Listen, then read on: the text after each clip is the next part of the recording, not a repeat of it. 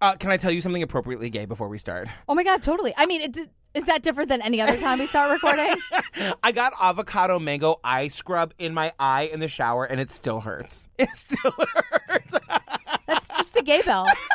It's neither hero nor garbage. It's just gay.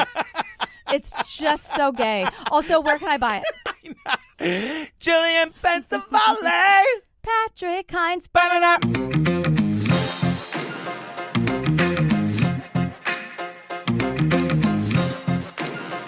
You guys, before we get to the show, come see us live June 29th, Pride Show. I know you've heard me talk about it ad nauseum.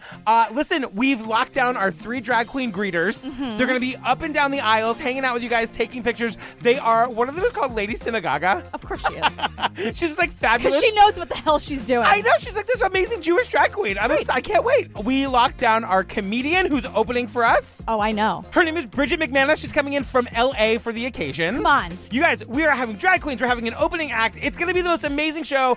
Also, come on my Pride tours the morning of the show. Any ticket holder is invited to come on my tour. It's a walking tour of the West Village. I'm going to take you to Stonewall. I'm going to take you to all the places that I love, tell you like what cool things happen there. We're going to get to spend an hour together. And you'll be using a megaphone or something so that you don't blow your voice before our shows. Yes? Yeah, okay. But we're going to get quality time in the morning before the show. I'm all for that. Yes. But I need you for the show.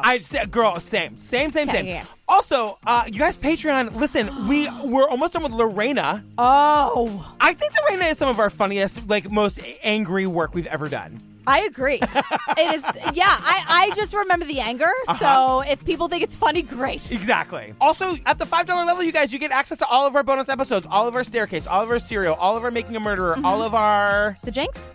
All of our Jinx. All of our that one time we did Madonna's Truth or Dare, and all of our that one time we did Queen of Versailles. Totally. And then at the $10 level, you guys, you get all of that plus ad-free versions of these episodes. So the Patreon's off the hizzy, as they say. Okay.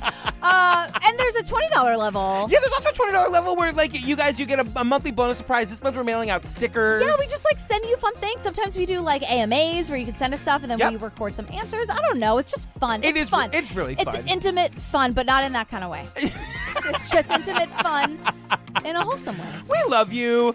I can't wait to talk about this documentary with you. You mean the Upstairs Inferno? Upstairs Inferno. Girl, look, we're going to be in New Orleans where this takes place in a week and a half for CrimeCon. I'm going to the intersection where this happened. We're going to have a drink in the bar downstairs. Of course. Okay. We're going to pay our tribute to the Upstairs Lounge. Yes.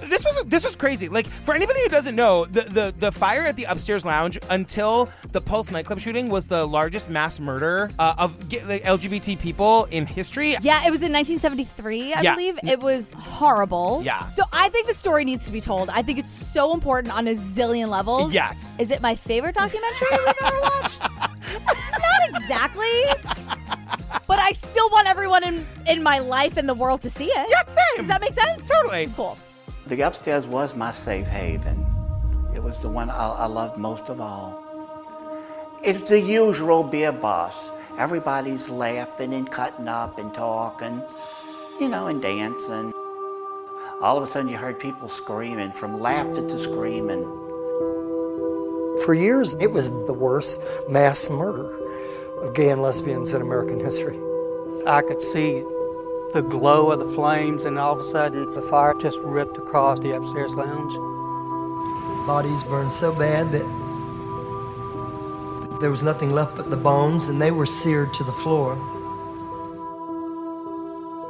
I saw the Reverend's body hanging halfway out the window. I knew him. I never got to grieve. On the street after the fire, it was just chaos. The smell of a burning building, the smell of burning flesh. And I just kept looking through the crowd, hoping to see Reggie and Adam. Everybody was trying to find out who had made it out, who had perished. I didn't just lose my lover, I lost 32 of my best friends, too. We were damaged emotionally. I'd try to sleep at night, I'd wake up with nightmares, I'd see those people burning. I kept expecting him to come through the door. I'd get up and fix breakfast and lay his clothes out for work and everything like he was going to get up and go to work. I don't think I ever felt loneliness in my life until that point. New Orleans has robbed me of my innocence, my childhood. And I'd tell God, I said, well, thank you. You saved my life. Thank you for not letting me burn up. And I'd say, but next time, just let me die. It shows what can happen through hate. Somebody was angry and full of hate, and they took it out on everybody in there. Girl, just one quick thing. Uh-huh. The fact that it's called Upstairs Inferno does make it sound a little bit like it's going to be like a 70s rock musical. Disco Inferno. Yeah. It sounds like Disco Inferno. It really does. We know right away that it's not, because it opens with some truly horrifying and very, very graphic photographs. It opens with a content warning. And it's like this music is really somber. And I'm like, oh, God, we are in for it. Yeah. And then it's like, ba-na-na-na-na-ba-na. It's like, cue the Dixieland. It's like, and there's this narrator that's like, welcome to Nolans. 604 Iberville.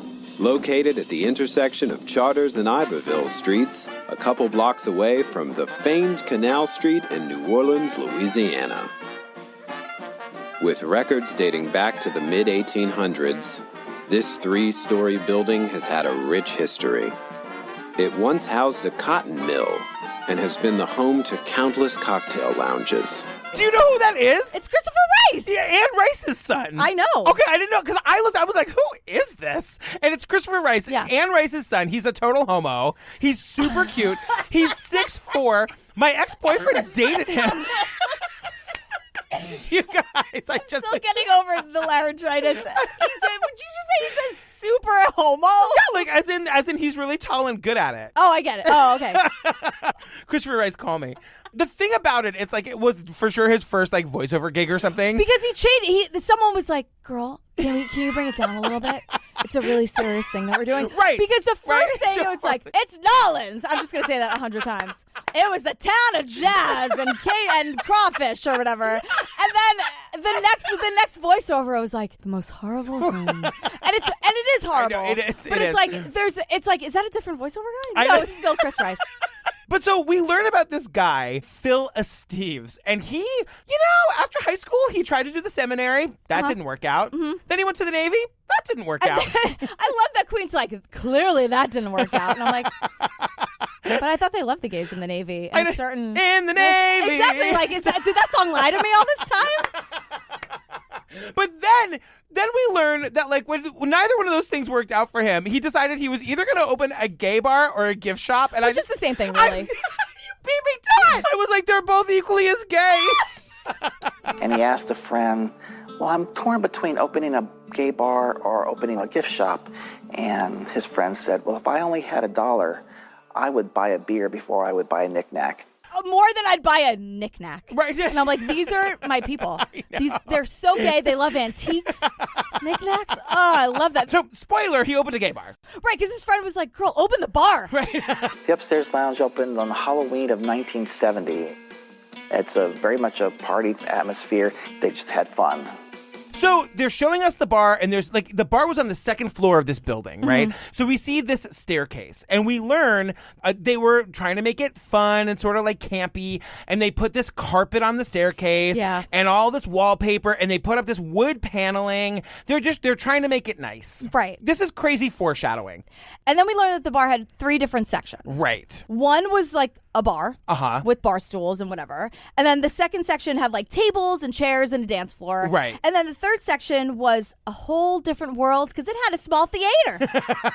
Yeah. I should mention here, you guys, there's a musical about the Upstairs Lounge. It's called The View Upstairs. It's by Max Vernon. It ran off Broadway for a really long time. It's really, really good. The music is amazing. It's going to be the palate cleanser I know today. it is. I mean, obviously. Obviously. But check out the cast album because it's incredible. But also, in addition to like the wood paneling and the carpets. Right. You guys, they had beefcake posters. Not my words. There were also some beefcake posters that were very famous in the 1970s. You know, Burt Reynolds lying on his bearskin rug, and Mark Spitz in that itty-bitty swimsuit with 7 gold medals. In that itty-bitty swimsuit. And I'm like, I know. It's in your head, isn't it? You see it now. Itty-bitty swimsuit, It's she true. says.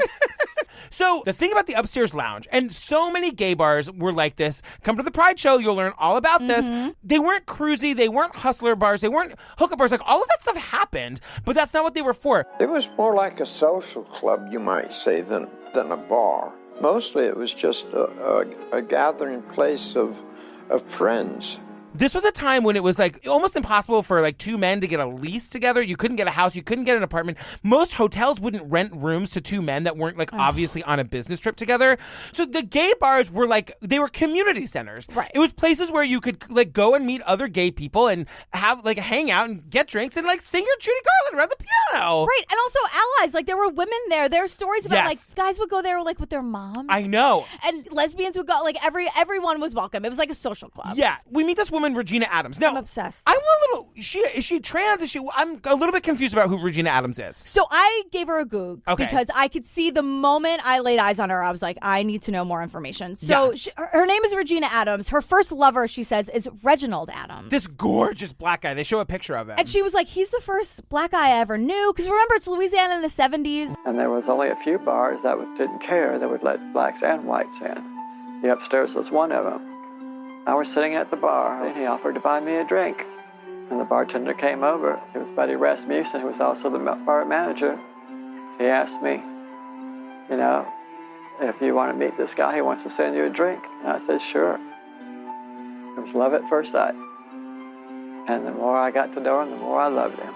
Spoiler, I'm so sorry, I'm not saying that callously. Reginald Adams did not survive the fire. He's one of the casualties. Right. Yeah, and she took his name to honor him because she tells this beautiful story about how, like, she looked across the room and, like, they were in love. Yeah. And they moved in together and they had this conversation about, like, well, they're not our real friends if they can't accept not only that we're, you know, not cis-het and we're interracial and whatever. And they were just kind of like, it was the two of them against the world, and I'm obsessed with them. And we'll get to it in a minute. What's tragic about their story? It's a crazy story. Yeah. So, remember that back room that you were talking about? There's like a room where the theater? The theater. They would do shows back there. Well, dramatic performances would take place. They were written as melodramas, but most of the casting was cross-gender. Men were playing the women's roles. Sometimes women would play men's roles. And instead of being called melodramas, they were nicknamed Nelly dramas. Nelly dramas? Right. One of them was called Egad, a Cad, which I love. I don't even know. It's my favorite show now. The best part is that we meet this one queen who's like a survivor. His name is Ricky Everett. He was like this little blonde twink, and he was talking about how all he wanted to do was play the villain. Right. And the owner was like, no, girl. He's like, I always played the part of Nelly. Right. I was usually cast as little Nelly. Hated that. I wanted to be the villain at one time, and Betty said, you are not villain character. You know, I said, okay, so I'm a little Nelly character. You know, so, yeah, I was always little Nell.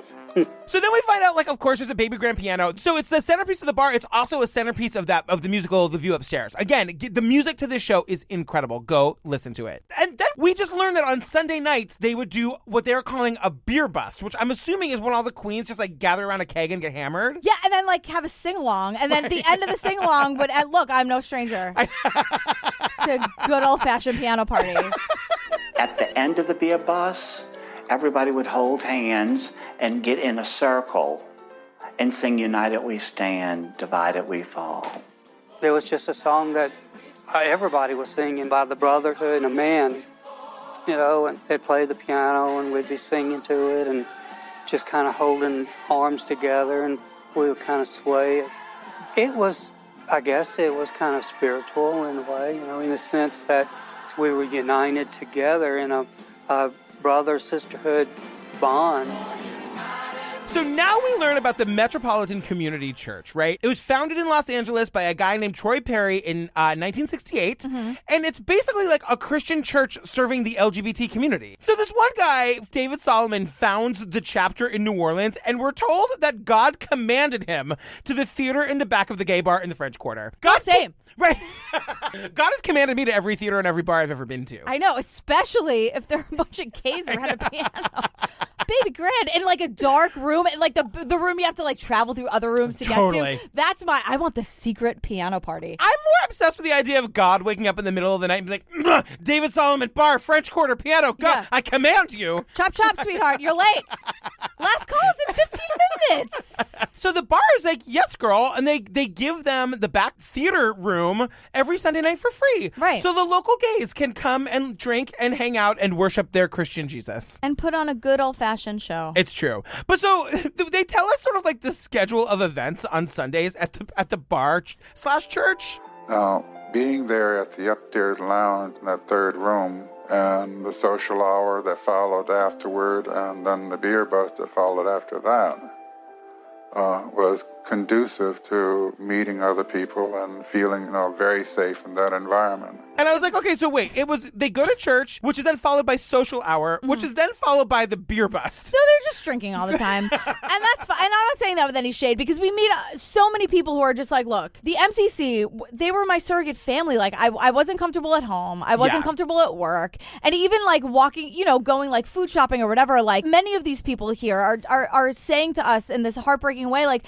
they never felt comfortable other than when they were in that back room at the upstairs lounge. And some of them were really like, listen, I was raised by a gay, very religious person, and I think some of these people were as well. Right. So I think that like the church was legit, and like they're only in the bar for a short time. They eventually like move into an Episcopal church space, and then they get their own space. Right. But I want to mention that the minister is this guy named Bill Larson, and just remember that name. Bill Larson is sort of like the head minister of this MCC church in New Orleans. So then suddenly we take a hard left. Yeah, we're here, you guys. Like, it's the day that it happens. So they're like describing how amazing everything was, and then they're like, everything was amazing, and then it wasn't, because on Sunday, June 24th, 1973, in the middle of a usual beer bus piano party, like cross-gender show, something fucking horrible happened. So one of the things they describe, and I think I knew this, but I just forgot about it, was that like leading up to the fire, the buzzer was buzzing constantly. There was a buzzer at the bottom of the stairs.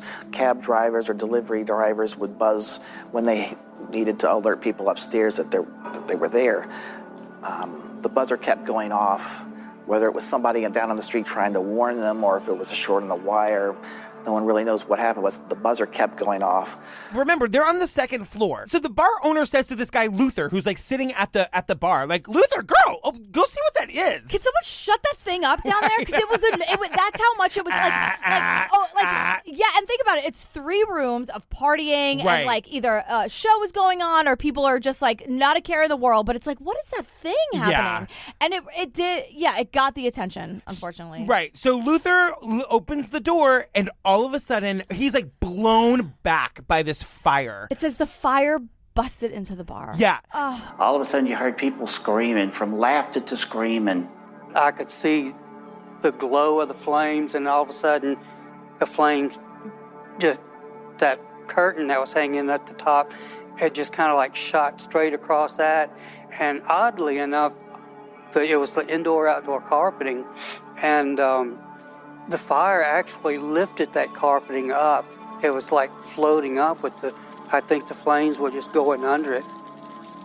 The flames were just swirling. So it was all around me in the air, and fire just ripped across the upstairs lounge. Within minutes, this bar is completely engulfed in flames. And remember, every single thing was flammable. The carpet on the stairs, all of the decorations in the hallway, all of the decorations in the bar, the curtains in the bar, every single thing, in addition to whatever accelerant, the bar is going up in flames. The temperature of the fire is extremely hot. Yeah, I want to say it wasn't up to code, but there was no code. Right, there was no code. Which is the Literally, point. Yeah. And we learned, like, not only was everything super flammable, like, when they there was, like, wood paneling on the windows. Yeah. And then when they finally rip it off, it's like, oh, shit, now there are metal bars. Like, it was almost like everything was working against them. Panic-stricken patrons ran to the remaining windows, ripped open the wooden shutters, and kicked out the glass, only to find their escape blocked by horizontal metal bars.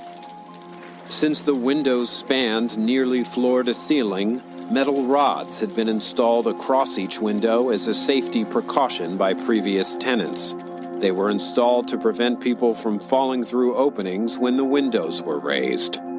Ironically, a feature that was designed to keep people safe wound up killing them. 23 bodies were found next to the windows, stacked on top of each other.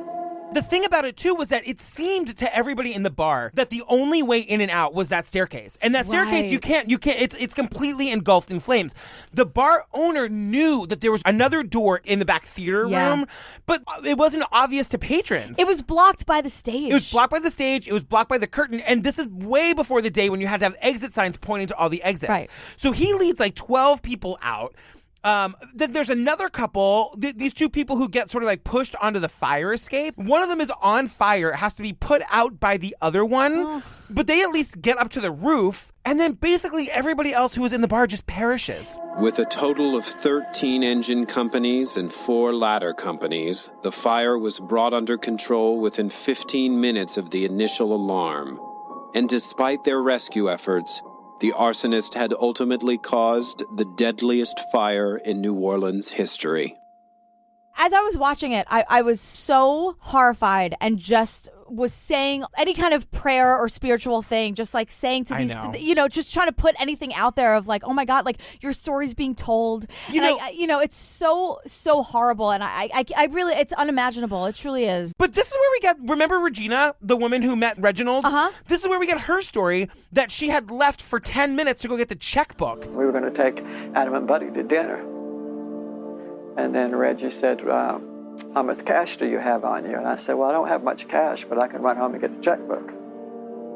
And he said, I'll go get it. I said, no, you just ordered a fresh drink. I'm done. I'll get a drink when I get back. So I ran out the door to go get the checkbook. Couldn't take him more than 10 minutes. And here the place was on fire.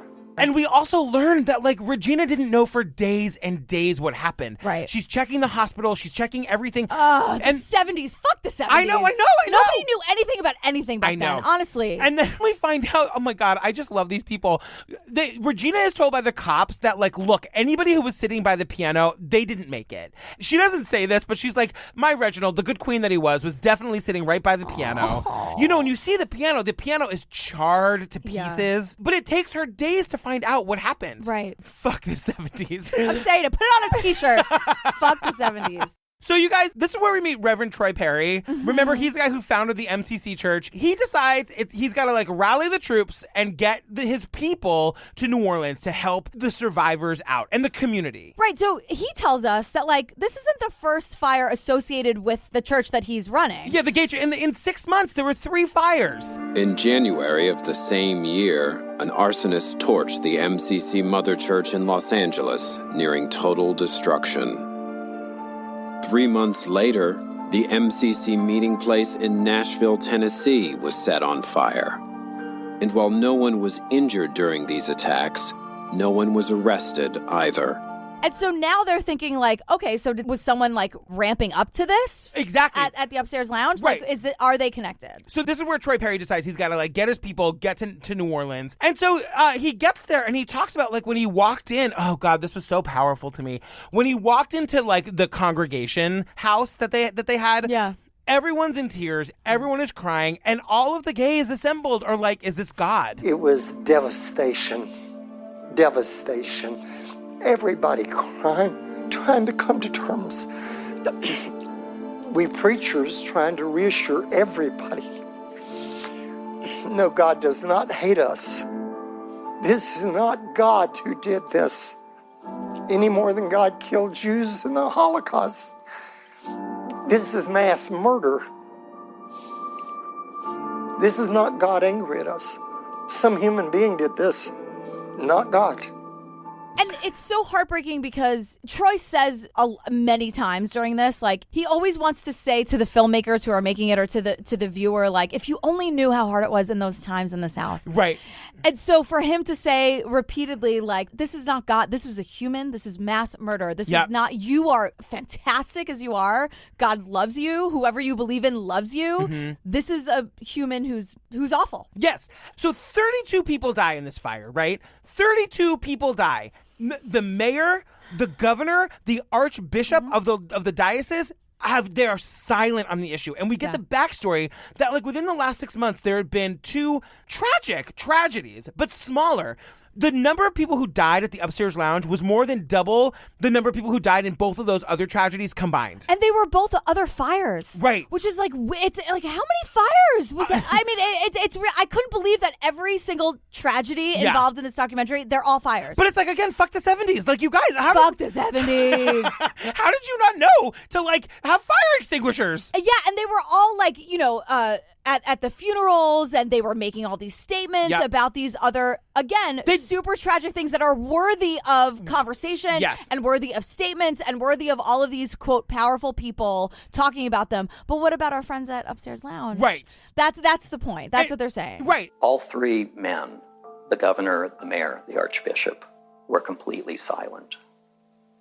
There was no day of mourning. There were no public statements. They seem to have actively avoided the press. It was as though those lives didn't count.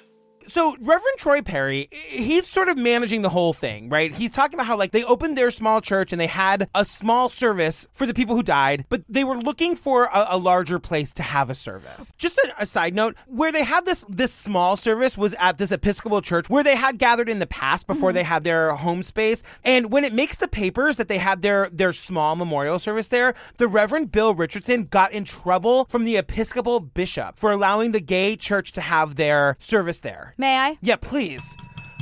Fuck the 70s. People died. I know. They're human.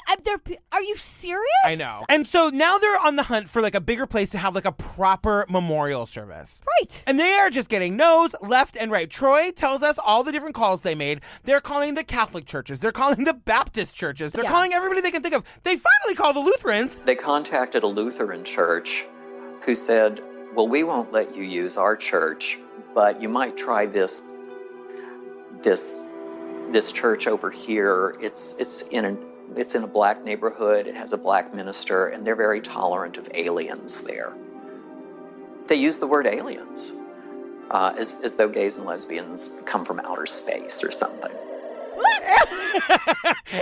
Aliens! Also, what they're saying is, like, try the not white church down the street, because we've been giving them shit for God knows how long. Right. So they might be a little sensitive to the fact that we hate you too. That's kind of what they're saying. It's unreal. And so in the interim, Troy is like, literally, fuck this. If we can't find a church, we're going to do this shit on the street. Literally taking it to the streets. We're going to do this service on the street, which, by the way, is a tactic that was employed very effectively in during the AIDS crisis. I know, we covered a documentary about I know. it. If you guys watch How to Survive a Plague, you'll see it. It is crazy. I found out that there was the Viscous Commission, and they had the power to shut down a street if they needed to. And so I went to the Viscous Commission, and they said yes. They would shut down the street so we could hold a service in the street if I couldn't find a place. And I thought, spoilers, I thought they were going to, in my notes, I was like, they're fucking taking it to the streets. I know. And then I was like, delete. Oh, wait, no, they're not. But I was excited that, because they had like this backup plan where it's like, we're going to just go in the middle of the street and do this and make everybody pay goddamn attention. But they ended up going to this church, St. Mark's. St. Mark's Methodist Church. Can we get a hero bell for them? Hero. Oh, my God, for days. It's a black church, predominantly black church, who was just like, yes, of course. These are people, you're going to come and you're going to have the service at our fucking church. Right. I think that's exactly what they said. That's exactly what they said. Our fucking church. So it's the day of the service. Well, the day of the funeral, we gathered together, and I had no idea whether there would be people there or not, and people started coming in. And I was never, again, people who don't understand those time periods, how rough it was. I was never more proud to see all these LGBT people coming in for that service. We filled the balcony, we filled the church.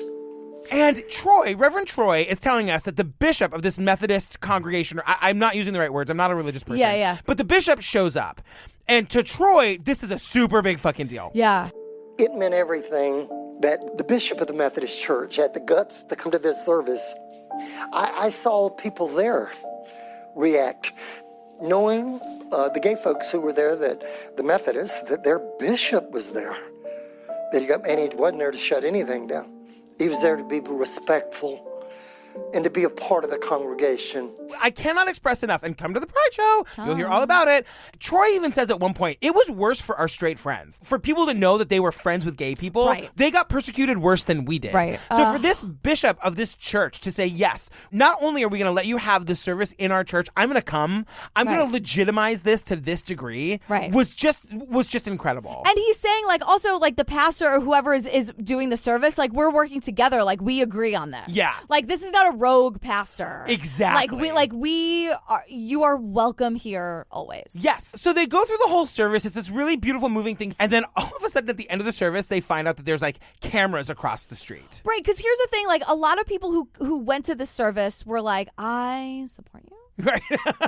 But I kind of don't need like my mom to know or like my boss to know. Yeah. And like no shade for them. It was just that's how it was in Louisiana at this time. That's how it was everywhere at this time. You guys at Stonewall, like again, when the police would raid the bar, if you got arrested and they like got your name, you would lose your job. Right. You legally could get fired. Yeah, it was completely illegal. So our friend Troy Perry was just like made a promise to everybody that if you come to this, there will be no cameras. You can feel safe here. Right. Word got out.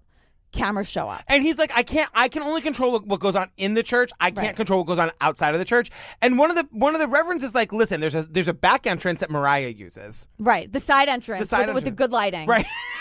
For Mariah to be like, I don't know her gif as she walks out. If you want to use that one so that you can still show your support but leave like if you feel unsafe to have eyes on you. But then he tells the story. Basically, it's me in the balcony being like, no! Yes, someone was like, no! And everyone was like, what? And with that, a woman up in the balcony started screaming, no, no, no.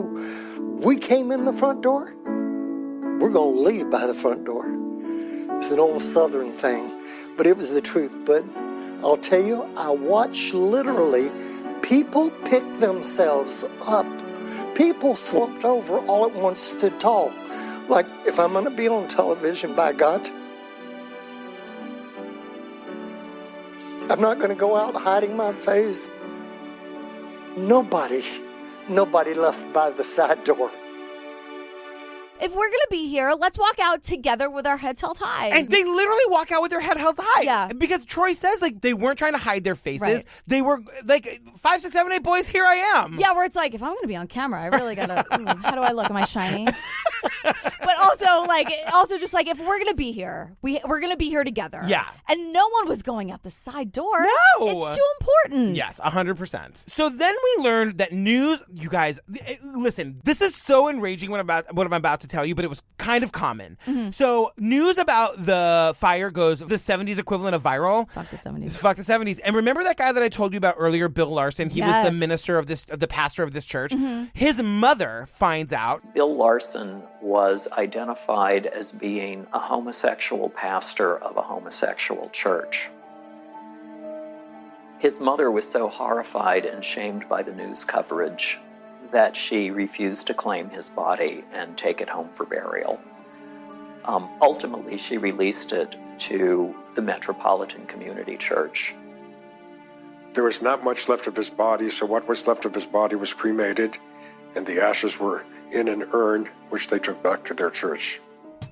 I'm sorry. Yeah, I know. I can't. She's mother dead. gets all the- No. Yeah. That is your child. You guys, this... He didn't do anything wrong. It's not like Ted Bundy's mom was like, I don't want him. It wasn't like that. Like, this is a human being who did nothing wrong. During the AIDS crisis, this happened all the time. There are so many stories of gay men dying in hospitals. Nobody claims their body. They are put in trash bags and thrown in the dumpster. Thrown in the dumpster. No. Happy Pride, everybody. No. Also, fuck everyone who ever did that. Yeah. And the 70s. But we also learned, you guys, this is the thing that I've known for a long time, and it boggles my mind whenever I think about it. There were 3 bodies of victims that were never identified. This is crazy. There was a 4th victim, identified as Ferris LeBlanc, but his body was never claimed. According to local laws, unclaimed bodies must be buried under the category of indigence. And since Ferris LeBlanc was never claimed, and 3 other people were never identified, therefore couldn't be claimed, all 4 were buried in the New Orleans Pauper Cemetery. The MCC offered to pay for dignified burials for the men, but seeing that the church had no legal ties to the victims, the city refused to release the bodies. I think about this in terms of like, you know, these are kids that were either thrown out of their houses or left or whatever. They like severed ties with their family. But I just keep thinking that like for the rest of the 70s and the 80s, everyone's like, whatever happened to Byron? Like, I guess he just ran off to wherever and like he doesn't feel like calling us. God. Yeah. Like that's what this is. Like these people have families that just don't know whatever happened to them. That is the stuff that like stays in my brain. That's going to keep me up at night. I know. That's good. Like I will be walking down the street at 2:00 on a Tuesday. Yeah. And that's going to creep into my head and make me want to sob. This was the other thing. We find out that basically anybody's body who is unclaimed, they get buried in a pauper's grave. A pauper's grave is like a mass grave. Yeah, it's just like a lot. It's like an empty lot with a gate and like it's not open to the public. No, like MCC, the church tries to pay their expenses, but just legally they are not allowed to. See, if I'm wrong, and I did not give this a goog, but I feel like what is the harm if someone wants to give one person or several people a proper burial? Of course. Like, in what universe does the city say, you know what? No. Pass on that. Like, if someone, like, what does it matter what the legal thing is? If someone wants to do something nice, like, can't you just put, I just don't, I didn't understand And that. they show us that in, like, 2015 when this was made, they go to where the pauper's grave is. It's horrible. It's you guys, there's nothing, there's no grave markers. No, you would never know. It's just a lot. And it's not open to the public, so it's chained up. When we go to New Orleans, I want to find it. I want to go there and I want to take flowers and, like, throw it over the fence. Totally. Let's go. Let's absolutely go.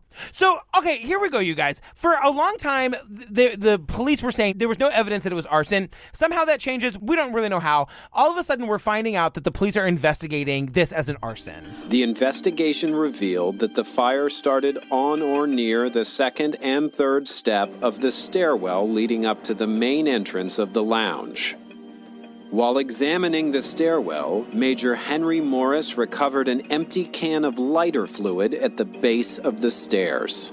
First, they have their favorite arson suspect. They're sure it's him. They find out this guy was in California. Couldn't have been him. And then all these false confessions. Everyone's like, hey, girl, I did it. And then they didn't. For everyone who doesn't believe in false confession, I know. It happens. It's so weird. And then they get like an anonymous letter literally being like, hey, Chief, so sorry about the fire, the mass murder. Sorry. Yeah. But now we focus on who they're referring to as a hustler who had been, quote, causing trouble at the bar earlier that night. His name is Roger Dale Nunez. They say he's 26. He looks 46 on a good day. In his mugshot. In the mugshot. I'm just saying. He doesn't look 26. So apparently this guy was bothering people at the bar all night long. Like, just like... We've all been there. If you've ever been in a bar or in a public place, there's always that guy who's always trying to get your attention. Apparently, that was Roger Dale Nunez. And you know who wasn't having his shit? Who? A queen named Michael Scarborough. Oh. Michael Scarborough, an upstairs lounge regular, grew weary of his obnoxious behavior. A confrontation soon followed. When Nunez approached his table and began harassing Scarborough, Michael jumped up from his chair, punched Nunez in the face, knocking him to the floor. According to Scarborough's statement to investigators, Roger then looked up from the floor and said, "I'm going to burn you all out." After witnessing the altercation, Buddy Rasmussen instructed his bartender to kick Roger out of the bar. This queen gets up and clocks him in the face. Right. Like, girl, bye. I don't know you, gift. I know. Get out of here. So Nunez, like, tumbles to the ground and then apparently, like, looks up at this guy, Michael, and says, I'm going to burn you all? I'm going to burn you all out? Oh, my God. Which is kind of like, do we know for sure that happened? I don't know. We don't know. We have a lot more compelling evidence to get to, We though. 1,000,000% do. So let's start with you want to start with the self-hatred? Yeah. Or the fact that he was kicked out of the gay bar and... Yeah. So they throw him out and we get this, like, sort of lecture about internalized homophobia, which they say in the 70s was called sexual orientation disorder. What was that? Fuck the 70s? There it is. Someone who just was uncomfortable with or horrified by the fact that he was gay. Basically, this guy hated himself for being gay. And this writer who wrote the book that this documentary is based on is saying, like, imagine you're a kid from a small town in Alabama or wherever, and all your life you're told you're wrong, you're bad, you're a sinner, you're going to hell, and you show up in New Orleans and you know, maybe you're not the best at making friends. Sure. But, like, you go to a gay bar and, like, you're sort of around your people for the first time. And possibly for the first time in your life, feeling really comfortable or getting to the point where you think you could maybe feel comfortable being accepted by the queers and the freaks. And then they throw you out. It's really easy to imagine him trying to strike back at people. And now everything that everyone's ever told you about how awful these people are is now true to you. Right. And so we find out that, like, he set the fire or he didn't. We think he did. But he, in the months after the fire, marries this woman named Elaine. Even his marriage to her indicates internalized homophobia. First of all, it still happens today that a lot of gay men try to cure themselves by entering into a heterosexual marriage. She was questioned by fire marshal investigators, at which point she told them that their marriage had never been consummated and that he admitted to her after they had gotten married that he was homosexual. And then the thing is, like, he was questioned by not the police, but by the fire department. Uh-huh. And he was, like, having seizures during the questioning. He was Yeah. under a lot of stress. And then there's, like, someone from, like, the Duane Reade, like, the equivalent of the Walgreens or whatever on the corner. It's legitimately a Walgreens. I think it's actually a Walgreens. The fire was started by a can of Roncinol lighter fluid. It was apparently purchased at a Walgreens drugstore a block away from the upstairs lounge. At the time, Roncinol was sold in 3 sizes: a 4.5-ounce can, a 7-ounce can, and a 12-ounce can. And the clerk at the tobacco counter reported this young man, who she described, physically it was a match, and she described him looking very nervous and distraught. And he was looking for the 4.5-ounce can, and there weren't any on the shelves, and she said they were out of stock. So she sold this young man a 7-ounce can of lighter fluid instead. He's like, so what aisle is the lighter fluid in? And she's like, and then one of our friends, one of our people to camera is saying, like, here's the thing, like, he didn't buy the biggest. He tried to buy the smallest, but because they were out of the smallest, he just got the next bigger size. And not the biggest one. So the idea is that he would get hammered and, like, confess to his friends and be like, I felt really isolated and I never wanted to hurt anybody. I just wanted to scare them. If you were intending to start a fire and hurt people, you wouldn't be looking for the smallest size can of lighter fluid. And when Miss Fury told the writer Johnny Townsend that Roger had confessed to her that he had set the fire, she said that he was weeping and said over and over that he didn't mean to do it, he just wanted to scare people. And that's consistent with a man looking for the smallest size can of lighter fluid. So the idea is that, like, maybe it was just a really, really horrible prank or some kind of thing gone terribly wrong because there were no fire codes. Because what he couldn't have known was that if he, like, put some accelerant down in this stairwell and kept buzzing the buzzer. Right, exactly. With the carpet. He didn't think. And the wood paneling and all of that, like, he had no idea that would cause a fire that would kill 32 people. Also, if you want to scare people, don't set anything on fire. Yeah. Just as, like, a safety precaution. Right. Like, even in the 70s. Right. Like, can it just, like, maybe startle them? Like, show up behind them. Please don't do it with arson. And then also, we find out that he had a brain tumor. Yeah, there was a lot happening here with this guy person. was kind of a mess. And so, less than a year after the fire, he kills himself. Right. And so people are like, was it the guilt of, like, setting this fire that killed all these people? Was it the fear of having a brain tumor? Yes. I think it was all of the above. Was it like the being married to a woman, but you're actually gay? Yes. Yeah. I think it was, honestly, I think it was all of it. And I'm not saying that in a shade way. Like, I think, Yeah. what a horrible life to live. Yeah, I agree. Truly, but also don't kill 33 use- people in a bar fire? Thank you. Yeah. Took the words that finished each other's sandwiches.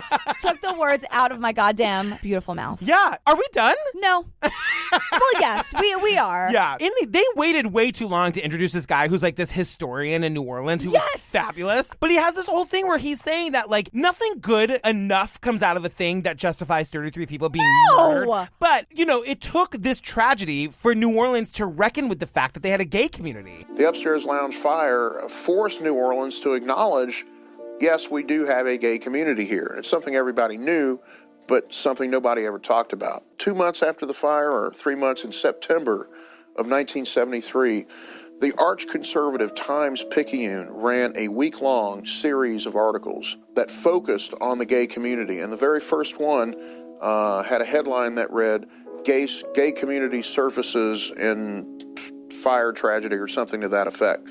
So there were in-depth articles about what does it mean to be gay and what does it mean to be gay in New Orleans. And I don't think that would have happened had it not been for the Upstairs Lounge fire.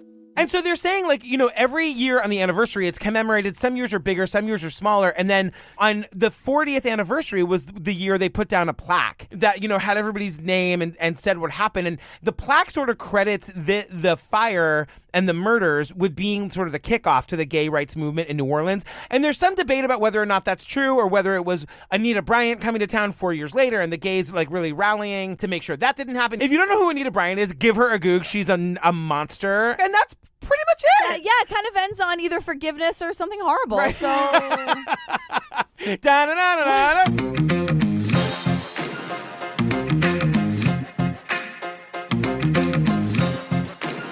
Girl, when we're in New Orleans, we've got a lot to do, but we've got to go to the Pauper's grave and throw flowers over it, and we got to go have a drink at the bar where the Upstairs Lounge was. Yes. Totally. Yes, And I've always wanted to see this place. Yeah, totally. Let's go. You guys, come to our Pride Show, June 29th, New York City. I'm doing tours all over the village that morning for everybody who has a ticket who wants to come. I'm going to show you all the cool gay places, all the cool places from your favorite movies. We're going to kick it together in the village, and we're going to, like, get some quality time before the show. Oh, my God. Save your voice, sweetheart. I will. I need ya. We've hired our 3 drag queens. Pay attention to the social media. I'm going to start showing you the drag queens we hired. They're fabulous. Oh my God, fantastic. Our comic coming in from LA to open for us. It's a 600-seat theater. Come meet your fellow TCO fam. Make new friends. Keep the old. One is silver, one is gold. You guys, get on the Patreon. We are finishing up Lorena. Listen, if you want to hear us rage, scream, and laugh, I think that Lorena is some of our funniest, best work. 3 words, Air Force A me. 4 words, Air Force A me. Yeah, somehow we ended up at a bunny ranch in episode 4. You guys just get there. Somehow, John Wayne Bobbitt brought us there. You also get our episode-by-episode coverage of Serial, The Staircase, Making a Murderer, The Jinx, all of our bonus episodes, all of our extended outtakes. And then for the $10 level, you get ad-free versions of these episodes. Yeah, and then for $20, you get like special, I don't know, nice little treats from us every month. You do. It's actually really fun to mail those out. It's super fun, yeah. You guys, next week we're doing Oklahoma City. I know it's rough, but I actually haven't seen it yet. I haven't either. But I'm really looking forward to it. Everybody loves it. Girl, where can they find us? At truecrimeobsessed.com. Gorgeous website. She's fantastic. You guys check out the website. It really is amazing. Everything you could possibly need. The promo codes. Yep. The merch. Oh, I don't know. Episodes. CS Live. CS Live. Tons of stuff. We are at True Crime Obsessed Podcast on the Instagram. At True Crime Obsessed. No ED. Throwback on the Twitter. On the twits. You guys, our palate cleanser tonight is going to be from The View Upstairs. It's a musical about this. Go check it out. Max Vernon is a genius. Stay tuned for the preview for Oklahoma City. Then our outtakes. Then our palate cleanser. We love you guys. Yeah, a lot going on still. You guys have a whole 10 minutes ahead of you. Loving you. We'll see you soon. Bye. The bombing in Oklahoma City was an attack on defenseless citizens. You know, I could hear yelling, screaming. He said, "You can't go up there, it's too dangerous." But I just kept saying, "Our baby's not in there." And I thought, who has come in here and done this terrible thing?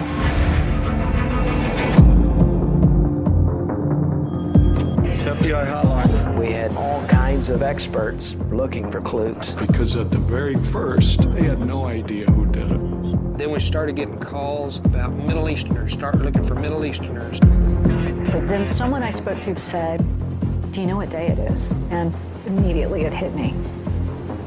This is about Waco.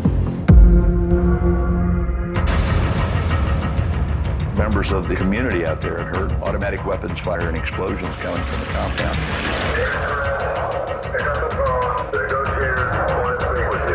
You went back on your word. That is a lie.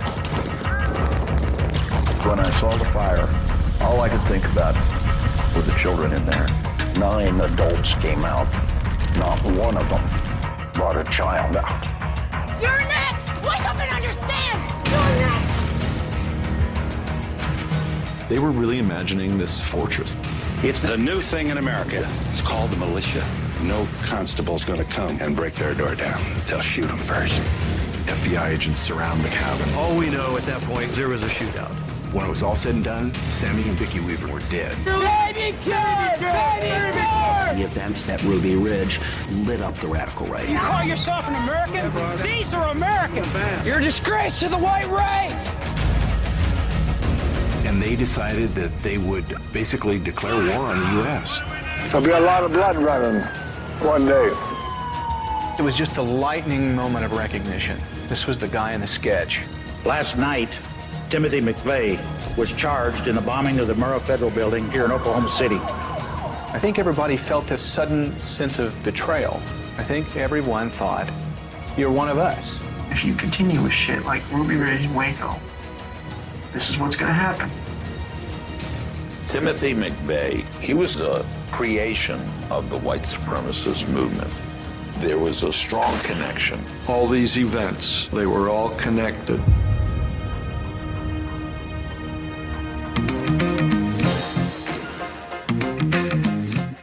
They just had their beer bust. Everybody's hammered. Can you imagine?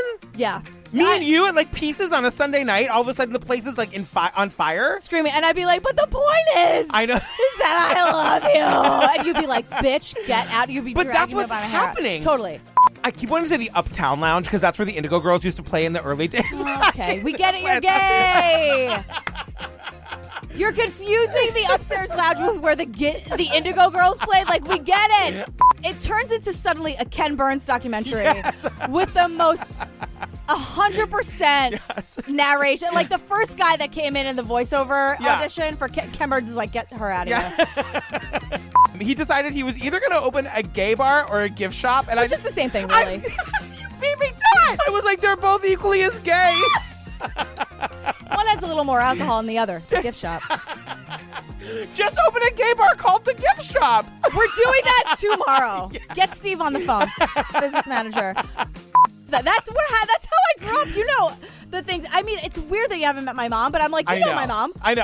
She's surrounded by gays who are just like, let's go antiquing and sing, and also sing around the piano. What's the problem? It's funny that I'm an actual gay, and I still don't think I can promise my own daughter a childhood as gay as yours was. I'll make it happen for her. Thank I'll you. do what I can. I really That's why appreciate I'm here. that. It's kind of why we've met. In the summertime heat, down on Iberville Street, sex and incense mixed in the air. Met a man who shook my bones with one penetrating stare. He said, no reason to fear, boy, your mama ain't here. Come home with me instead. And it was heaven on alone. I woke up in a stranger's bed and I said, I think I found some kind of paradise. No angel wings, no fairy dust, just the rush of lust, but it's alright. And though this place is far from heavenly, no golden throne, the ecstasy's just temporary, but it's alright.